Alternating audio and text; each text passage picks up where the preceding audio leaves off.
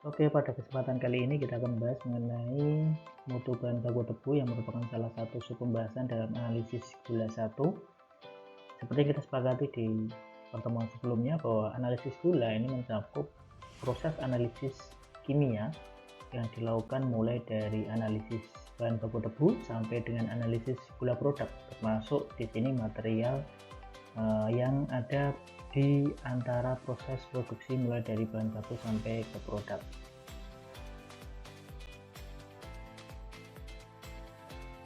Seperti yang kita pahami bahwa pabrik gula bukanlah pembuat gula. Jadi secara nomenklatur pabrik gula ini kan memang kurang tepat. Harusnya yang disebut pabrik gula itu adalah kebun, yang mana memang proses produksi gula yaitu sukrosa yang nanti kita kristalkan di pabrik gula terjadi secara alami di tanaman tebu pada saat di kebun. Nah, tugas utama pabrik gula hanyalah sebatas memisahkan sukrosa dari berbagai macam bahan dalam tanaman tebu, entah itu komponen non gula, komponen gula selain sukrosa, sampai kemudian air dan juga komponen-komponen solid yang tidak terlarut yang ada di dalam tanaman tebu yang terbawa bersama tebu pada saat tebu dikirim dari kebun ke pabrik. Nah, di sini jelas bahwa memang peran utama on-farm, peran utama kebun ini menjadi kunci keberhasilan proses produksi yang paling besar dalam industri gula. Karena sekali lagi kita harus memastikan proses produksi gula atau sukrosa ini semaksimal mungkin pada saat tebu ditanam di kebun, dan kemudian pabrik hanyalah berusaha untuk memisahkan sukrosa dan komponen sukrosa yang lainnya, kemudian mengkristalkan sukrosa itu menjadi kristal gula putih, sekaligus mencegah kehilangan gula terjadi mulai dari emplasmen, stasiun gilingan, stasiun pemurnian, stasiun penguapan, stasiun masakan sampai ke finishing station. Sehingga seperti karena konteksnya seperti itu, kita meskipun bekerja di off farm, bekerja di pabrik, tetapi harus memahami kenapa on farm, kenapa bahan baku tebu ini menjadi hal yang urgent, karena memang kualitas dari bahan baku tebu akan mempengaruhi keberhasilan proses produksi yang tadi kita sampaikan di depan. Sehingga sudah selayaknya kita tahu bagaimana sih mutu ideal bahan baku tebu yang layak digiling di pabrik gula. Kemudian bagaimana dampaknya kalau misalnya kualitas mutu bahan baku tebu tersebut tidak terpenuhi. Apa dampaknya terhadap proses produksi di pabrik gula? Apakah hanya sebatas tidak maksimalnya proses produksi atau hasil yang didapatkan dari proses produksi tersebut, ataukah kemudian ada dampak-dampak yang lain yang bisa menyebabkan turunnya efisiensi proses produksi? Itu yang kita akan bahas pada kesempatan ini. Baik, kita bicara mulai di komposisi tebu. Nah, menurut referensi yang saya ambil dari bukunya Matur tahun 1981, berikut adalah komposisi tebu yang akan kita giling di pabrik gula. Umumnya, tebu ini disusun oleh 8 komponen utama. Yang pertama adalah komponen air, kemudian komponen gula sukrosa, yang kemudian komponen gula reduksi yaitu glukosa dan fruktosa, kemudian komponen senyawa organik selain gula, kemudian senyawa anorganik, kemudian komponen senyawa nitrogenus, komponen abu, dan juga komponen fiber atau kabut. Nah, persentasenya kita bisa lihat di kolom bagian kanan. Memang air komponen yang paling tinggi persentasenya, yaitu sekitar 69-70%, yang akan menjadi pelarut komponen-komponen padatan yang memang secara komposisi bisa terlarut oleh pelarut air yang nantinya kita sebut sebagai brix. Kemudian gula di sini direpresentasikan ada dua kelompok, yaitu sukrosa dan gula reduksi berupa glukosa dan fruktosa. Yang kita kristalkan adalah sukrosa dengan persentase sekitar 8-16%. Sedangkan gula reduksi yaitu glukosa dan fruktosa dengan persentase 0,5-2%, ini sebisa mungkin komposisinya itu serendah-rendahnya. Katakanlah misalnya di sini range-nya 0,5 sampai 2%, berarti kita harapannya persentase gula reduksinya itu sekitar 0,5% atau paling rendah, itu harapannya. Kenapa gitu kan?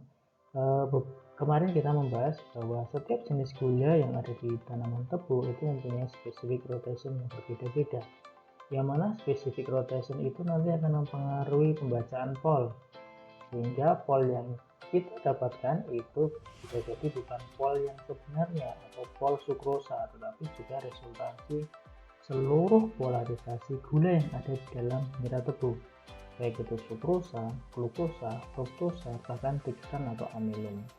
Nah, kita masih ingat kemarin bahwa untuk specific rotation itu ada dua, yaitu specific rotation yang plus dan minus. Kalau plus itu berputar ke kanan, kalau minus berputar ke kiri. Sukrosa itu mempunyai specific rotation plus 66,53, artinya memutar bidang polarisasi ke kanan 66,53. Sama halnya dengan glukosa yang dia juga mempunyai specific rotation plus atau ke kanan, namun besarnya 52,7. Sedangkan dextran itu mempunyai specific rotation juga ke kanan, yaitu plus 199, dan padi adalah specific rotationnya juga ke kanan plus 200. Nah, kecuali fruktosa, dia mempunyai specific rotation ke kiri, yaitu minus 92,4. Artinya semua jenis gula yang ada di dalam nira tebu itu mempunyai specific rotation atau perputaran bidang polarisasi baik itu ke kiri atau ke kanan yang nanti akan terjaga di polarimeter sebagai persen pol. Sehingga kalau misalnya jumlah gula reduksi ini semakin tinggi, maka bisa dipastikan akan mempengaruhi pol pembacaan atau meningkatkan pol semu. Nah, itu baru gula. Bagaimana komposisi yang lain? Komposisi yang lain pun juga nanti akan menyebabkan inefisiensi proses produksi kalau jumlahnya melebihi dari norma yang ada. Nah, presentasi setiap komponen nira ini juga dipengaruhi oleh varietas tebu, kemasan, kondisi tanah, iklim, dan juga praktek budidaya di setiap kebun atau setiap petani. Meskipun sebenarnya kalau praktek budidaya harusnya sama. Yang beda itu adalah iklim, kondisi tanah, karena memang itu given, tidak bisa kita ubah sesuai dengan kondisi tanah dan iklim dari suatu wilayah. Kemasan ini kita ikuti perkembangannya, kemudian kalau varietas tebu ini kita tentukan berdasarkan kondisi tanah dan iklim yang cocok. Sehingga seperti yang kita diskusikan sebelumnya, harusnya memang varietas tebu dari setiap areal, setiap lahan atau setiap wilayah itu juga bisa mungkin berbeda, karena kondisi tanah dan iklim setiap wilayah juga bisa saja berbeda, sehingga sebenarnya tidak tepat pada saat kita menyeragamkan varietas tebu dalam wilayah yang sangat luas atau daerah yang sangat luas. Nah, kalau tadi komposisi tebu, kita lanjut ke komposisi nira tebu. Masih dari referensi yang sama, bukunya Matur tahun 1991. Nira tebu biasanya mempunyai komponen penyusun seperti pada tabel ini, yaitu air, sukros, gula reduksi, senyawa organik selain gula, senyawa anorganik, dan senyawa nitrogenus. Nah, senyawa sabut abu tidak ada gitu. Sabut mayoritas sudah terbawa bersama dengan ampas gitu kan, di piringan akhir kemudian diproses sebagai bahan baku boiler. Nah, komponen tertinggi masih air, yaitu 75-88%, sedangkan sisanya sukrosa, gula reduksi, senyawa organik selain gula, senyawa anorganik, dan senyawa nitrogenus itu nanti yang akan kita sebut sebagai Brix atau padatan telur total, dengan kisaran sekitar 12-23%, tergantung dari kemasakan tebu, kemudian kesegaran tebu, atau mungkin faktor-faktor yang lain. Nah, dari sini jelas bahwa kembali yang kita akan kawal di awal proses sampai dengan nanti menjadi gula produk adalah sukrosa ini. yang mana masih ada di dalam nira, kemudian nanti akan kita pisahkan dengan senyawa-senyawa selain sukrose dan juga air, kemudian masuk ke boiling pan atau pan masak untuk kita kristalisasi menjadi kristal gula putih.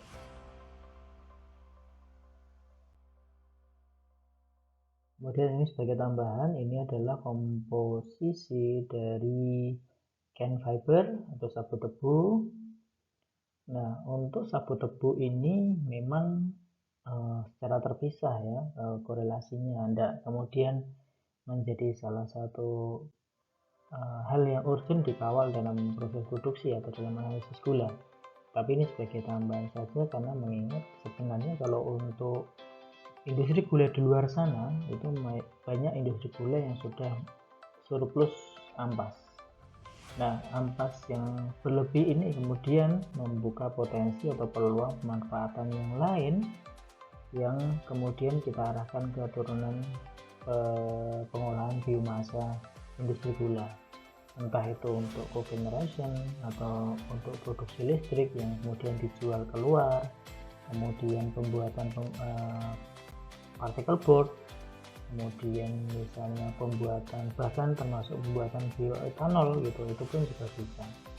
Nah, sebenarnya dalam ampas ini kenapa kok turunan proses pengolahannya bisa banyak atau industri hilir ampas ini juga bisa dikembangkan, karena memang dalam ampas tebu berdasarkan penelitian dari Clark tahun 96 atau dari Pulses tahun 95 yang dirangkum dalam bukunya Peter tahun 2007, kita bisa melihat bahwa ada setidaknya 4 komponen yang menyusun ampas, yaitu selulosa, hemoselulasa, lignin, dan abu, dan komponen yang lain. Ya, paling tidak kita ambil perkiraan atau estimasi gitu kan. Kalau misalnya selulosa komponen yang paling tinggi jumlahnya dalam ampas tebu, persentasenya sekitar 40 gram per 100 gram material kering.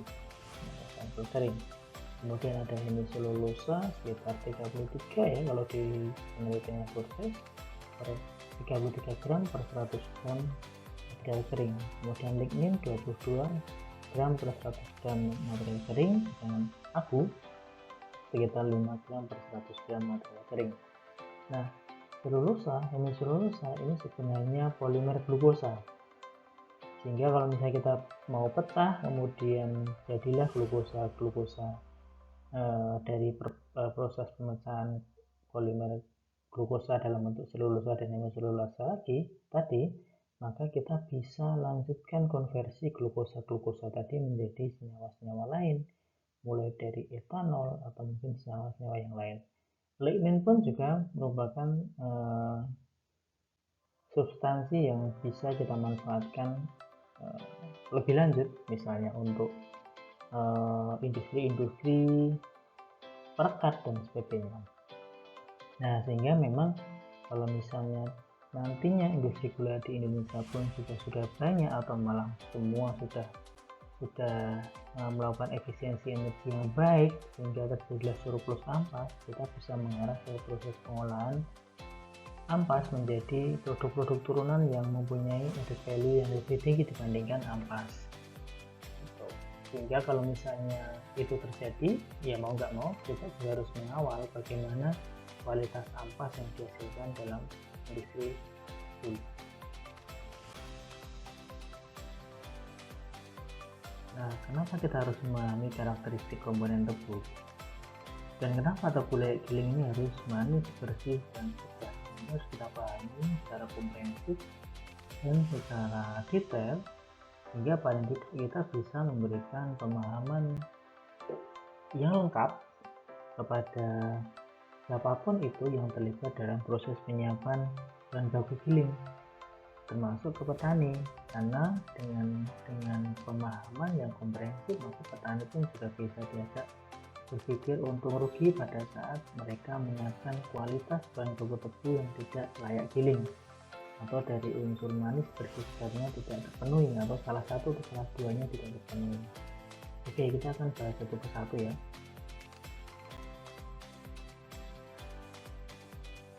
kita sepakati bersama bahwa untuk analisis tebu giling yang nanti akan digiling biasanya paling tidak menggunakan 3 parameter, yaitu parameter M yaitu manis, S itu segar, dan B itu bersih. Nah, 3 parameter ini juga menjadi skop analisis orang QC dan juga menjadi salah satu acuan perencanaan produksi di pabrik gula. Nah, kriteria manis berdasarkan kemasan tebu.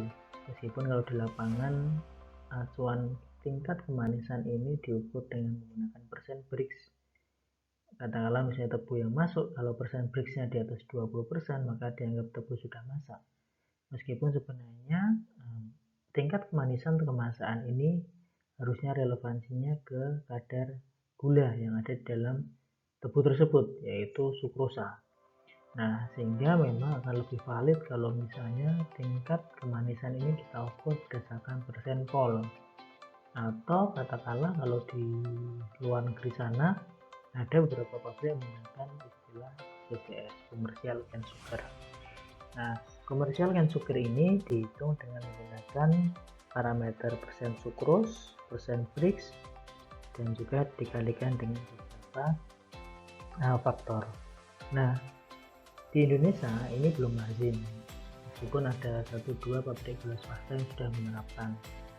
Paling tidak kita pahami di sini, kalau misalnya kita mengasumsikan tingkat kemanisan itu dilihat dari persen Brix, akan tidak selalu serta-merta valid, karena persen Brix itu adalah total padatan terlarut yang ada di dalam minyak tebu. Padahal tingkat kemanisan ini tujuannya adalah untuk melihat berapa sih sukros konten atau gula yang ada di tebu yang dibawa ke pabrik. Kemudian kriteria kesegaran atau segar ini berdasarkan lama waktu antara tebu ditebang sampai digiling, atau kalau di Pitren istilahnya adalah cut to crush. Jadi waktu antara cut tebang sampai crush, yaitu digiling, maksimal 2 kali 24 jam.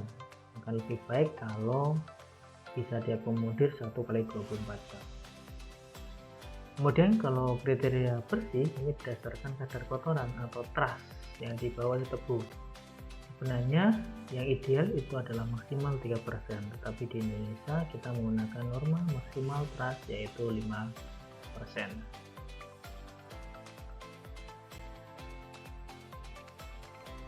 Oke, kita bahas dari yang itu kebersihan atau bersih atau B. Nah, idealnya kalau misalnya kita mau enak, maka tebu yang nanti akan digiling atau dibawa ke pabrik gula harusnya kondisinya bersih seperti ini, trustnya mendekati 0 ya.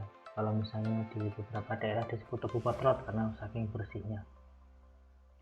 Nah, kemudian daduk atau komponen-komponen trust yang lain harus tertinggal atau tidak terbawa naik ke atas truk. Nah, ini yang jadi masalah. Kadang-kadang dilemanya adalah kalau misalnya terlalu bersih maka tonasenya akan turun, tetapi memang semakin bersih komponen tebu dibawa ke pabrik maka semakin mendukung proses produksi terutama digilingan berjalan dengan baik dengan proses yang seminimal mungkin. Beda halnya kalau misalnya trust, entah itu daduk, laras, dan sebagainya masuk ke dalam truk bersama dengan tebu yang nantinya akan menambah kuanta ampas di dalam industri, di dalam pabrik gula gitu kan, yang akan menyebabkan naiknya kehilangan gula di ampas.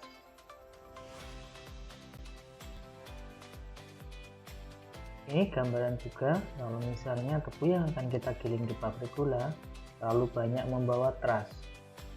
Kalau di luar sana, katakanlah misalnya di Thailand, maka penalti terhadap kelebihan persentase trust yang disepakati ini sangat kentara, sangat jelas, sangat ekstrim gitu kan.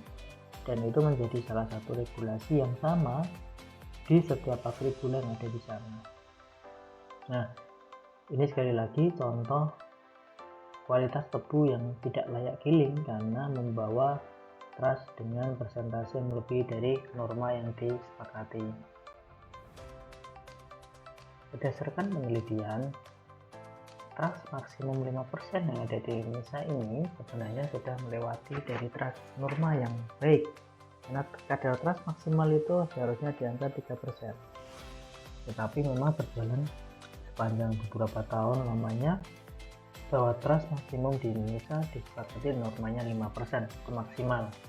Nah, penelitian menunjukkan bahwa setiap kenaikan 1% trust dari trust 3% akan menurunkan rendemen 0,194%. Artinya kalau misalnya kita punya tebu, rendemennya itu 10 katakanlah, dibawa ke pabrik gula tetapi ternyata trustnya itu adalah 4%, maka sebenarnya potensi kehilangan gula yang menyebabkan penurunan rendemen akan terjadi terutama di stasiun gilingan, sehingga rendemen yang nanti akan keluar itu akan turun, tidak 10 lagi tetapi 10 minus 0,194%. Itu baru pengurangan rendemen karena trust naik 1% dari 3% ke 4%. Belum lagi nanti pengurangan rendemen karena kehilangan gula di blotong, ditetes, atau kehilangan gula selama proses produksi karena adanya inversi sukrosa. Sehingga sangat penting kita pahami, trust ini harus ditekan sekecil-kecilnya supaya tidak menyebabkan dorongan atau potensi kenaikan kehilangan gula di stasiun pemurnian. Gula terbawa bersama ampas, karena semakin tinggi trust pasti semakin besar pula ampas di stasiun gilingan, dan semakin besar volume ampas di stasiun gilingan, maka potensi gula yang terbawa bersama ampas juga akan naik.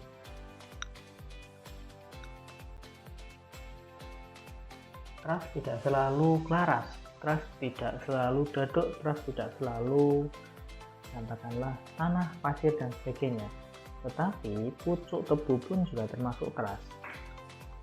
Nah, artinya memang semua komponen tebu yang tidak layak giling itu disebut sebagai trust, atau semua komponen tebu yang tidak boleh masuk dalam tebu yang akan digiling itu termasuk komponen trust.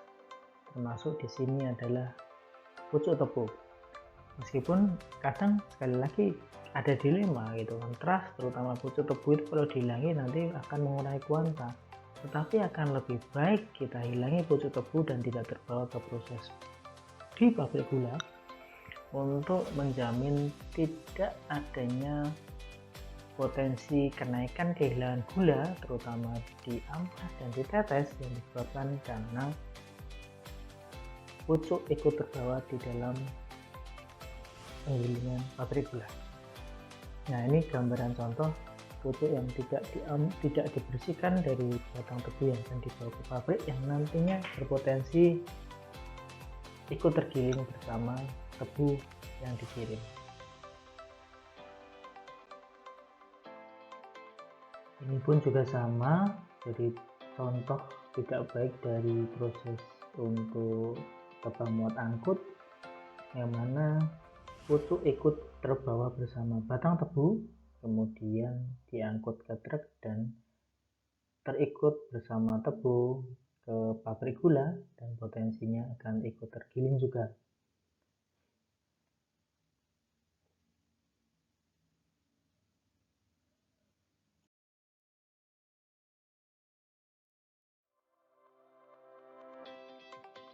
Pucuk tebu sebaiknya dibuang karena gulanya sangat sedikit, dan kalau misalnya ada gula ya hanya sekedar gula reduksi yaitu glukos dan fruktos, karena memang gula reduksi ini banyak dibutuhkan dalam bagian-bagian tanaman tebu yang masih aktif untuk tumbuh, salah satunya di pucuk. Yang menarik adalah dalam suatu penelitian disampaikan setiap 36,9 kilo pucukan yang ikut tergiling bersama 1 ton tebu akan membawa 1 kilo gula ikut ampas dan tetes. Nah, kalau kita bayangkan 36,9 kilo pucukan dalam setiap 1 ton tebu itu jumlah yang sangat kecil. 1 ton tebu bisa berarti 1/5 dari truk, kemudian dari 1/5 truk itu ada 36,9 kilo pucukan, nggak ada 1 kintalnya. Nah, tetapi ternyata dampaknya luar biasa. saat 36,9 kilo pucukan per 1 ton tebu tadi bisa berpotensi meningkatkan kehilangan gula, yaitu di ampas dan tetes dengan total kehilangan 1 kilo gula. Kenapa bisa hilang ke ampas dan tetes? Kalau ke ampas tadi jelas, jadi pucuk itu akan menjadi salah satu material yang menambah volume dari ampas yang dihasilkan, hingga semakin meningkatnya volume ampas pasti juga akan seiring dengan meningkatnya gula yang terbawa bersama ampas.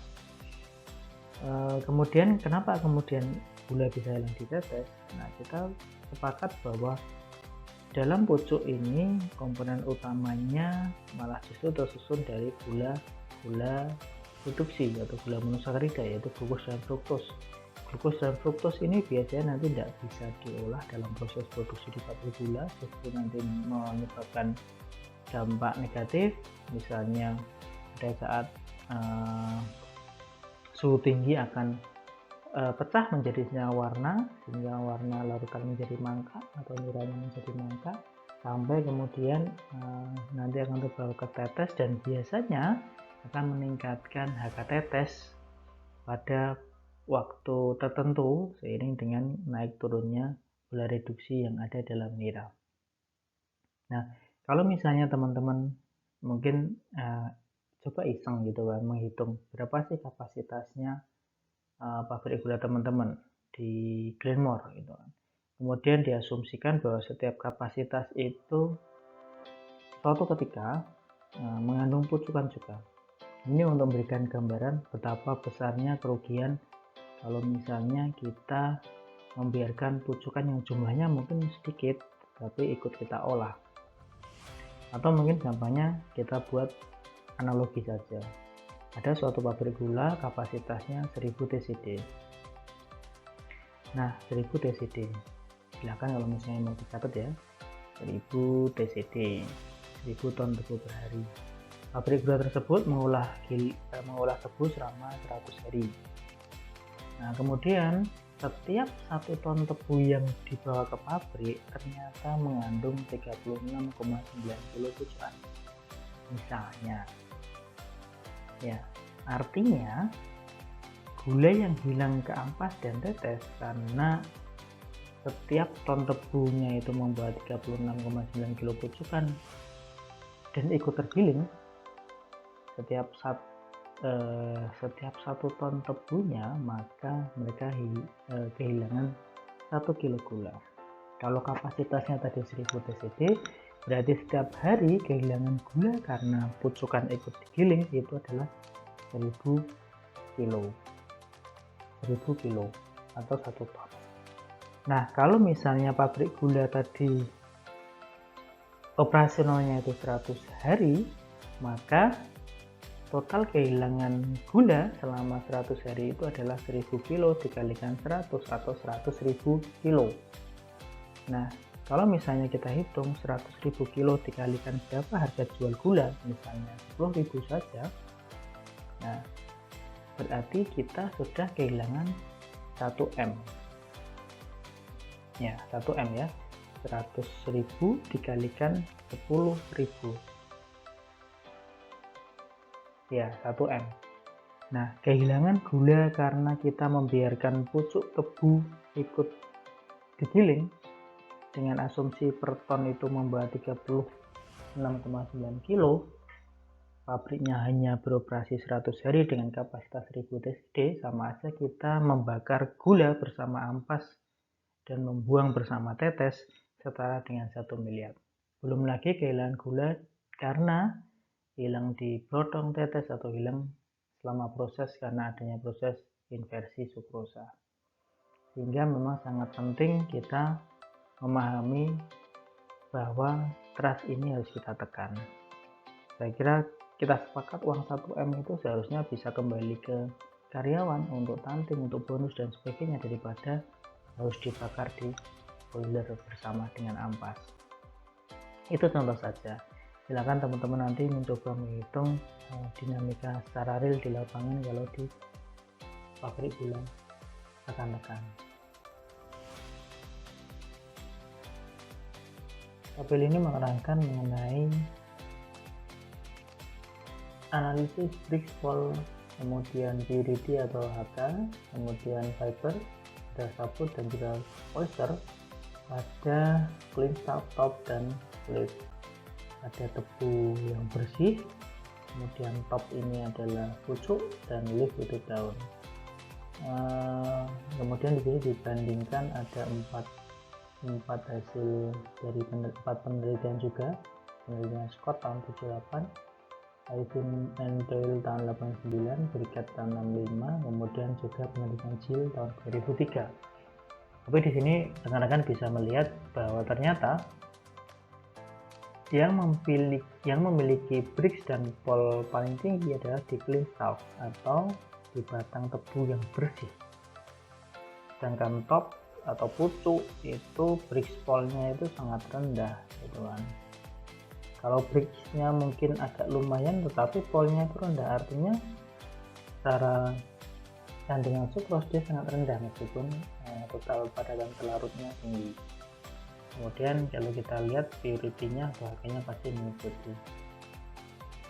Nah, ini sebagai bukti bahwa bahwasanya kalau kita mengolah tebu yang kita anggap sebagai bahan baku tebu itu hanya clean stalk saja atau batang tebu yang bersih saja tanpa adanya truss, entah itu dari trussnya itu dari kelaras, daun kering gitu kan, atau pucuk, akar gitu kan, bahkan mungkin tanah masuk sogolan dan siwilan. Adanya siwilan, sogolan, bunga, dan juga tebu roboh ini juga dapat menurunkan rendemen karena sukrosanya akan pecah atau memang sengaja dipecah ya sebenarnya di sini ya, sukrosanya sengaja dipecah oleh tebu menjadi komponen gula sederhana untuk energi tenaga pertumbuhan atau perkembang biakan atau termasuk menormalkan pertumbuhan. Jadi kalau misalnya siwilan, sogolan, bunga ini jelas pemecahan sukrosanya untuk pertumbuhan generatif dan vegetatif. Tapi kalau pada tebu roboh ini biasanya pemecahan sukrosanya diperlukan untuk energi supaya tebu tersebut tegak kembali. Karena secara alamiah tebu juga memposisikan batangnya harus selalu tegak, teman. Nah makanya kalau di lapangan biasanya kalau teman-teman di kebun itu lihat tebunya roboh itu harusnya langsung ditegakkan, diikat bersama tebu yang lain supaya nanti bisa mengeliminir pemecahan sukrosa menjadi glukos atau gula sederhana sebagai energi supaya nanti bisa mengembalikan batang tebu tadi tegak. Ada salah satu metode untuk meminimalisir adanya truss yang terbawa ke pabrik, yaitu dengan cara pembakaran tebu pada saat menjelang panen atau menjelang tebang. Nah, pembakaran tebu ini sebenarnya juga artinya diperbolehkan, gitu kan, diperbolehkan. Tetapi memang ada syarat dan ketentuannya yang harus dijalankan. Jadi tebu yang manajemen tebang muat angkutnya TMA-nya itu melewati proses pembakaran, gitu kan. Yang pertama caranya tebu yang dibakar ini sudah masak, artinya dari sisi analisis pendahuluan atau analisis pemasakan tebu memang sudah layak untuk ditebang pada saat itu sehingga proses pembakaran bisa dilakukan. Syarat yang kedua adalah bahwa akses tebu yang akan dibakar ini sudah tersedia. Jangan sampai kemudian tebu yang akan dibakar ini berada di lokasi antara kebun-kebun tebu yang lain yang belum siap untuk ditebang atau dipanen, sehingga dampaknya justru nanti akan merugikan. Entah itu kemudian kebakarannya merambat ke kebun yang tebunya belum siap untuk dipanen atau kesulitan dalam proses muat angkutnya nanti karena harus ada pembuatan akses jalan masuk ke kebun yang nanti akan ditebang setelah proses pembakaran. Tebu terbakar lebih mudah rusak bila dibandingkan tebu yang tidak terbakar. Kenapa? Karena tebu yang dibakar itu memiliki luka yang lebih banyak dibandingkan tebu yang ditebang. Tebu yang ditebang paling lukanya hanya sebatas bagian pucuk dan bagian pangkal, dan beberapa bagian kecil pada saat kita membersihkan teras daun. Tapi kalau tebu terbakar justru akan menimbulkan luka yang lebih banyak, dan luka dari proses pemanenan dengan tebu dibakar ini akan menjadi akses jalan masuknya mikroorganisme masuk ke batang tebu. Nah, pada saat mikroorganisme ini masuk ke batang tebu, maka mikroorganisme akan dengan sangat mudah untuk mengkonversi sukrosa yang ada di dalam batang tebu yang seharusnya kita kristalkan di pabrik gula menjadi komponen-komponen lain yang relevan dengan kebutuhan mikroorganisme tersebut untuk hidup. Nah, sehingga karena pertimbangan tersebut, biasanya tebu yang dipanen dengan cara dibakar terlebih dahulu memiliki katokras lebih pendek dibandingkan tebu yang ditebang secara alami. Nah, sehingga penundaan giling 1 hari pada tebu yang terbakar itu akan menyebabkan rendemen turun kurang lebih 0,3 sampai 0,4%. Nah, tebu yang dibakar itu idealnya kita giling segera, maksimal 1 kali 24 jam. Ya, kalau penundaan giling 1 hari artinya di hari kedua kita baru membawa tebu itu dan memproses di pabrik gula, maka akan terjadi potensi pengurangan rendemen 0,3 sampai 0,4. Terlambat 2 hari turunnya 0,5 sampai 0,8% atau di hari ketiga. Kemudian terlambat 3 hari turunnya rendemen bisa 1 sampai 2%, dan terlambat 4 hari turunnya rendemen 3 sampai 5%. Artinya di hari kelima tebu itu baru dibawa ke pabrik untuk digiling, turunnya rendemen bisa 3 sampai 5%. Penurunan rendemen ini terjadi pada saat tebu ditebang sampai kemudian diangkut sampai ke emplasemen, karena adanya proses pengerusakan sukrosa oleh mikroorganisme yang mengkontaminasi batang tebu tersebut. Nah, bayangkan kalau misalnya tebu dibakar baru dibawa ke pabrik seminggu setelah pembakaran tebu tersebut, dan padahal rendemennya cuma 5%. Artinya kalau misalnya rendemennya cuma 5%, turun 3%, kita tinggal mendapatkan rendemen 2%. Nah, itu berarti ya sama aja kita menggiling kayu gitu kan, karena gulanya sangat sedikit. Ini adalah gambaran proses panen tebu yang diawali dengan pembakaran tebu. Pembakarannya dilakukan secepat mungkin, dan setelah proses pembakaran selesai langsung dilakukan proses tebang dan muat angkut, sehingga waktu tinggal tebu atau katokras tebu bisa dipercepat untuk menghindari adanya kerusakan sukrosa dalam batang tebu secara tepat.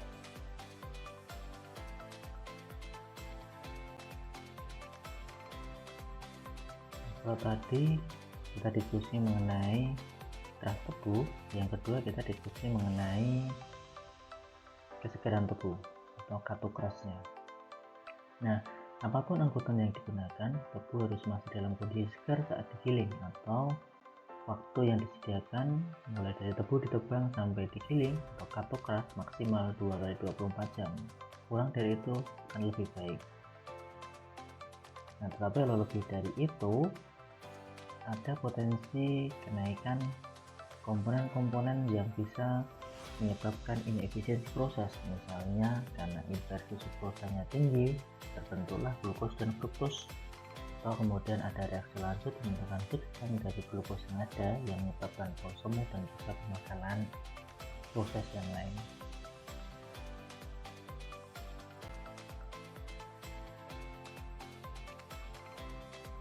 Berdasarkan penelitian, tebu dikatakan segar atau fresh ketika waktu tebang sampai giling atau katokras kurang dari 2 kali 24 jam, atau kurang dari itu pun akan dikatakan sangat-sangat baik, atau katakanlah 1 kali 24 jam itu waktu yang paling ideal.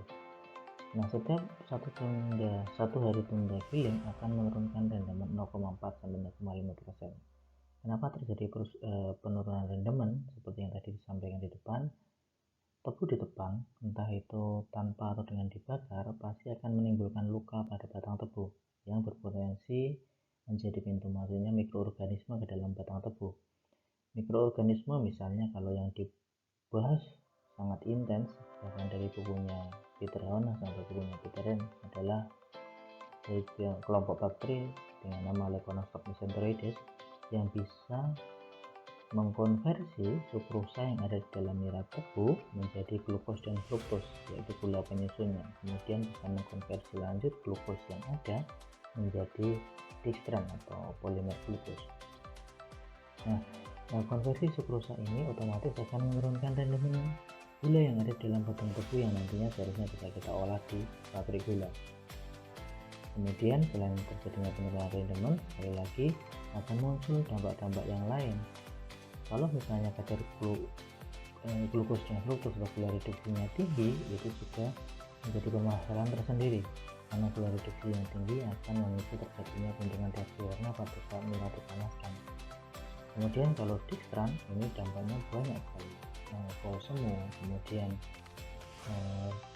kesulitan atau hambatan pada saat filtrasi nira, sampai ke katakanlah butuhan waktu untuk boiling atau masak yang lebih lama.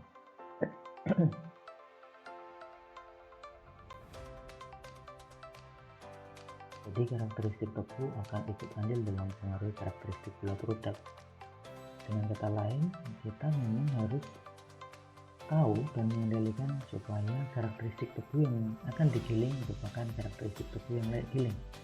Jadi tingkat kemanisan, kesegaran, dan juga